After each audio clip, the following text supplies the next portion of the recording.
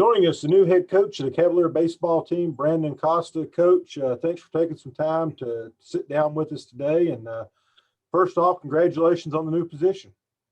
I appreciate it, Daryl. Absolutely. No problem. No problem. You've been with us now a few years, associate head coach last year, assistant coach here at UVA-Wise a couple seasons before that. But before we get into some of the UVA-Wise stuff for some folks who may not know, fill them in a little bit on your background, where you played, where you've coached, and how you arrived here in Wise. Yeah, so started my playing career at Frederick Community College in Frederick, Maryland. Was there for 2 years, and then got recruited to go play at Concord University in West Virginia. We had 2 really good years there. We won the 2013 WIVIAC championship. And then my 2 years there as a team, we won 72 games in 2 years. So we had some pretty good teams then, and we did a lot of good things there then. And then so after I graduated from Concord, the head coach at the time, Andrew Wright, he asked me if I would like to stay on his staff as a volunteer assistant. And I said, yeah, sure. And from there, it's that's kind of how I started my coaching career. So started at Concord as a volunteer, and then Coach Wright, he went to the University of Charleston, and I went with him there. Was a GA there for a year, and then was fortunate enough to get the volunteer assistant job at Radford University. Was there for a year, and then the August of 2017 was very fortunate to get the assistant coaching job here at UVA-Wise, and that's kind of where we're at now. Coach, you've got some D2 experience. You mentioned a little bit of D1. Worked with different skill sets and hitters at those different levels, and I think that's been evident here since you've been at UVA-Wise. Your on-base percentages went up since you've been here. OPS numbers have went up, and really since we've joined D2, and you and Coach Banner and the other coaches on the staff had a winning record in conference, made postseason play for the first time as a D2 school. Talk about some of those things and what you're trying to build here with the baseball program.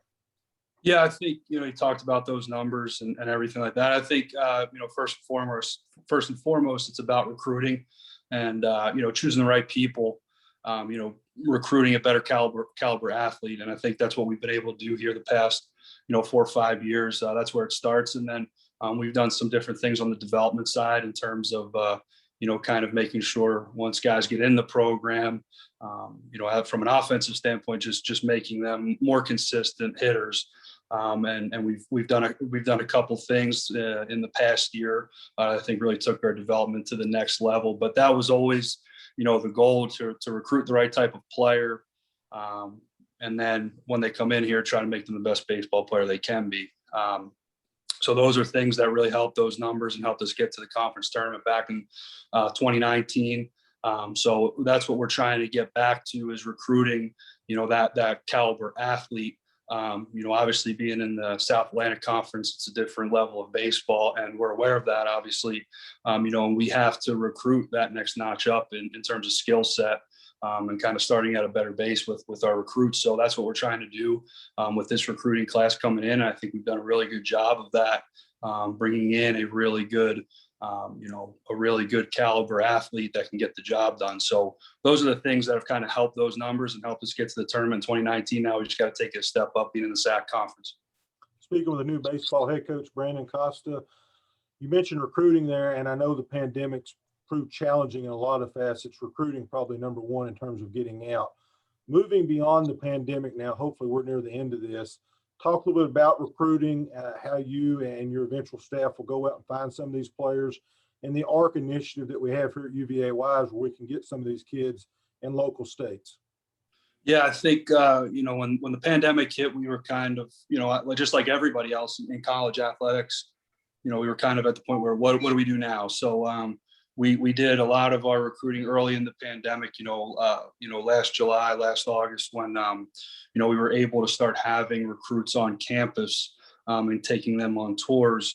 We hit the videos and the recruiting websites that they have now. We were hitting those pretty hard. And then, as the fall went on, September 1st hit for Division II, to be able to go out and recruit And, that's when we started going out there, and kind of the guys that we found on these recruiting websites, like PBR is a great one that we use. We would go out and be able to watch them. So we were able to kind of back check on our guys that we liked on their video. And I think that really helped us out, just being able to get back out on the road.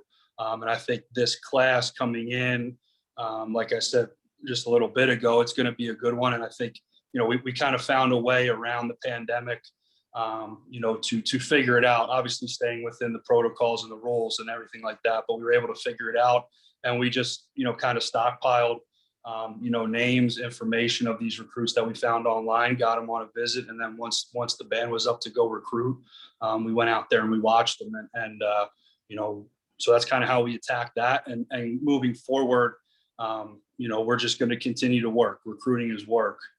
Some people say it's luck, and that's part of it, but you got to make your luck. You got to go out there and see as many guys as you can, and try to get the guys that you really want, and you got to sell it. So that's kind of what we're going to be doing moving forward. It's all about people and process, and right now we're trying to get the right people in. Following head coach Hank Banner here, I know you were on his staff for a few years. He was here for 25 years.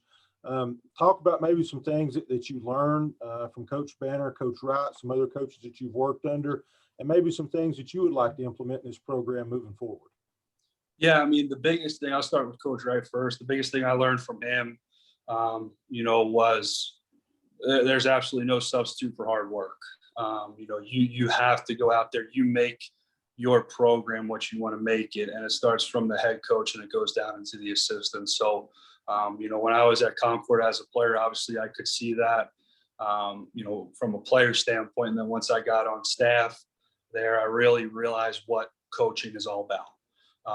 The saying in coaching is it's, 90% office work and maybe 10% throwing BP and hitting fungos, 90% recruiting, and then, 10% fungos and BPs and everything like that. So I really learned, kind of the business side of it from Coach Wright, and learning that you got to get on the road, you got to go out there, you got to watch guys, and you got to be talking to guys constantly.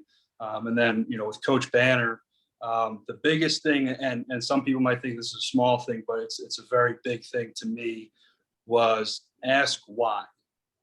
When a player makes a mistake, don't try to give them the answer. Always ask them, why did you do that? Or if they did something good, why did you make that play? That was the biggest thing I learned early on from him. And, if there was, a base running mistake or something defensively, and he said, why did he do that? And I would say, I don't know. I don't know why he did it. He said, okay. And then it started to catch on that asking why, the players can figure it out on their own. So they're developing their own IQ. So that's a very little thing that I learned from him that makes a huge difference. It's something that I kind of figured out early in my career here, and it's very effective. But also just, being able to read people, being able to read players. We would be out of practice, and Coach Banner's an observer, and we come back in from practice in the office, and he say, I don't know about so and so. They looked a little bit off today. You might want to talk to them. And I go talk to him the next day, and something was off with him. His ability to read people and just sit back and watch, because the whole thing is sometimes the less you talk, the more impact you have. So those are two very, very big things that I learned from him, especially, when I came in here, I was 25 and I was, guns blazing, trying to, be all over the place. And how it can be with young coaches. So learning to be patient, watch, observe, ask the question why. Those are some really, really big things that I learned from him, and that have made me a better coach. So those are, like I said, people might think they're little things, but they make a huge impact. And that's something that veteran coaches do. And that's what Coach Banner was. He was a veteran coach. He knew what he was doing. And I learned a lot of little things from him that are really going to help me out in my future as a coach.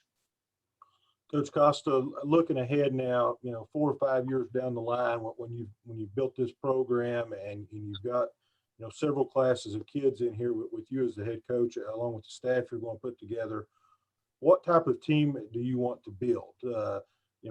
Offensively, defensively, on the mound. Speak to that a little bit about the type of player that you want to bring into this program. Yeah, I mean, I think the overall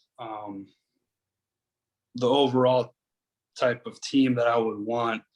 And you know, it's kind of a cliche or whatever, but you know, I think it puts a lot of teams in a position to win. I want a team that's gritty. You know, I want an offense that's gritty. I want guys who will do whatever it takes to get on base and who will do whatever it takes to get extra 90s. From a pitching staff side, I want guys that go out there and compete. I want guys that go out there and want the baseball. You know, the guys that aren't afraid to attack hitters. Those are the things that, you know, you sometimes you can't measure them, but it's something where characters develop through those types of players. You know, I want to play fast as well on offense. I'd like to be able to steal more bags, but in order to do that, your pitching staff has to put you in a better position early and in the middle of the game. You got to be in games in order to do that. I like to bunt a lot more. I like to bunt for base hits a lot more. You know, I want to put pressure on the defense from an offensive standpoint. I want to put pressure on the defense. And that comes from having that kind of attitude of being gritty and doing whatever it takes for your team, doing whatever it takes to get on base. So on a defensive side, I want guys that just want to catch the baseball. I want guys who want the ball hit to them. Those are the biggest things. I want guys to go out there and compete. They don't want to do anything else. When they're on the baseball field, the only thing they care about is winning ball games and beating the guy who's on the other side. And I get it. There's some cliches in there or whatever, but it's stuff that as a player I saw work, as a coach I saw work. You know, and it develops character, it develops team camaraderie, it develops family feel, community. It develops all those things that you want in a team. And I think that's where it starts. It starts with your mentality, starts with your attitude, starts with your makeup. And, you know, those are the types of things that I'm looking for in players because, you know, you don't have to be the most talented team, but you have to be able to do the basic fundamentals of the game, right? You got to be able to play a game hard. So those are the types of things that I'm looking for in players, you know, in all three facets. It all comes back to being competitive. Coach, thank you for your time. We wish you the best of luck. And I think I speak for everyone associated with UVA Wise. Good luck. Congratulations. We're all rooting for you. And we're looking forward to see what type of program you can build here. Daryl, I appreciate it and look forward to working with you in the future. And thank you.